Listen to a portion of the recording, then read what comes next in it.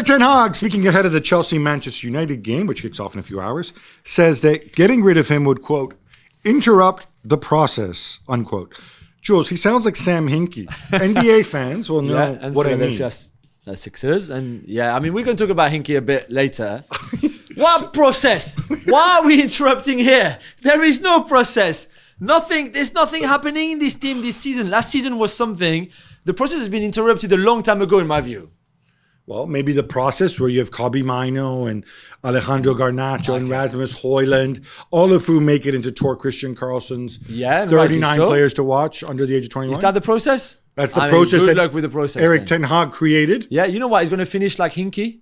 Out of the door. Out of the door. Hinkie told Sixers fans to trust the process, and they went on, and they won multiple NBA. No, they didn't. Sorry. No, they didn't. Yeah, exactly. Okay. Yeah, thank you. The sticking with United, Gab, Marcotti reports that they've hired a company called Interpath to review their spending, and that several senior figures have had their corporate credit cards frozen. So that credit cards where you basically borrow them. You pay for your expenses directly with a card that is... Yeah, it's essentially your corporate expense account that you might use for clients and stuff like that. So this is something that's been rumbling. Even before Ratcliffe took over the club, there were all these leaked stories, presumably from Ratcliffe, talking about but United have so much staff. This club is so bloated. Why do all these guys so much money? I know at least 3 people who are either at United now or have interviewed for jobs at United the last 5 years, who've been at other clubs, not on the sporting sides, on the commercial side or whatever else, or the logistics side. That might have given it away, but whatever. And they point out that United just pays a lot more than the other clubs that they were at. Yeah, in wages for everything. Yeah, there's a sense of loyalty there. There's people who've been there a long time. And look, you're running a business, you want to cut back on this, and maybe so you can put it towards your playing staff. Fair enough. What I will say is that this is also kind of cosmetic because, when you run a football club, 70%, 80%, sometimes more of your expenses go on paying the players. So it's not going to be, George, who's the sales associate for Southeast Asia, Manchester United, taking away his corporate card or questioning his expenses. That's not going to move the needle and create more money for you so that you can go and sign another center back, right? That's not, it does give a bigger sense of discipline, I guess, at the club. But I mean, I don't know if you let Interpath talk about wasted money on the playing side, because that's a whole other issue. That is, if they're not happy where they are financially, that is where the money was wasted. Yeah. Rafael Varane spoke about concussions and head injuries in football and his kids. He had a lot to say, Jules.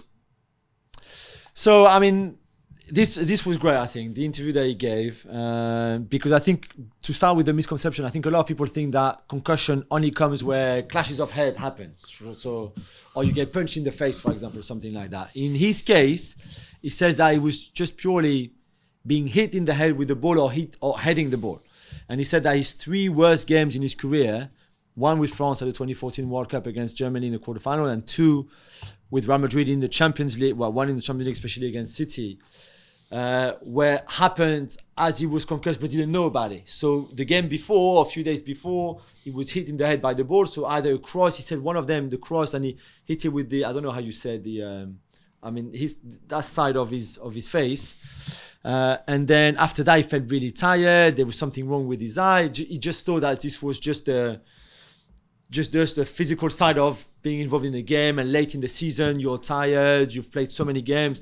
So he played, but really not being himself. And he said, it's not an excuse for me not being good in those games. It's just the fact that those 3 games where I was bad came out just after I was clearly concussed. And now he wants the conversation to open up, for people to be able to talk about it. He thinks that the concussion protocol is BS, basically. Biased.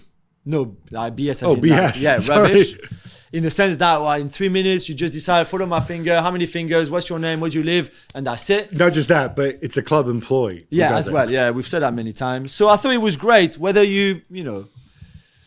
Yeah, we worked with Taylor Twellman, of course, got very strong thoughts on this, understandably so. Yeah, Chris Sutton as well is lobbying for no more headers. And just to finish before you go, Gab, because I forgot, But Varane said that one of his children plays football, and Rafa says to his son, "Don't head the ball. I don't care. Don't let it bounce, but boot it, hit it, try to control it. Just don't head it." It's an interesting one. There's actually been suggestions to minimize this because one of the arguments is that it's the cumulative effect of heading the ball. Some people say that maybe in youth football, some places they've banned headers. Others saying, what if I've got a friend who's made this suggestion about what if we only allowed headers inside the penalty area? In the box. The idea being that there would be a lot fewer in the course of a game. Yeah. You would still get the excitement of headed goals and stuff like that, but elsewhere. And the more I think about it, I kind of think to myself, gee, I don't think I've ever seen a header outside the penalty box or say, whoa, what a tremendous header. Yeah, boy, this really is really adding to my clearances, yeah. Not just that, but a lot of times the defensive clearances where the ball travels a lot, comes down a lot. So on the goal kick. It's going to be much, it's going to be much more of a burden on the head. Yeah.